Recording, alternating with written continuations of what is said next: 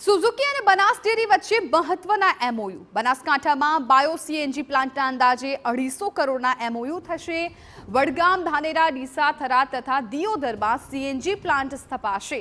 Plant માટે જમીનની ફાળવણી કરશે બનાસ ડેરી। પ્લાન્ટ માટે આર્થિક રોકાણ તથા ટેકનોલોજી પૂરી પાડશે સુઝુકી।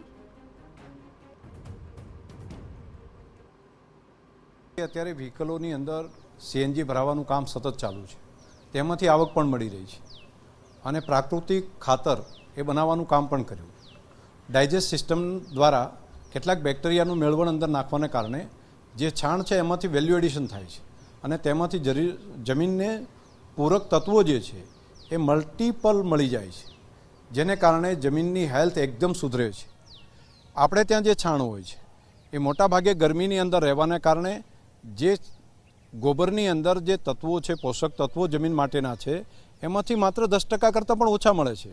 એ ગરમી અને હવા મળવાને કારણે સુકાઈ જાય છે, પરંતુ આ ડાયજેસ્ટની અંદર જો ડાયજેસ્ટ કરીએ, કેટલાક બેક્ટેરિયા એડ કરીએ, તો અત્યારે જે ખાતર છાણિયું ખાતર હોય છે એમાંથી અનેક ગણું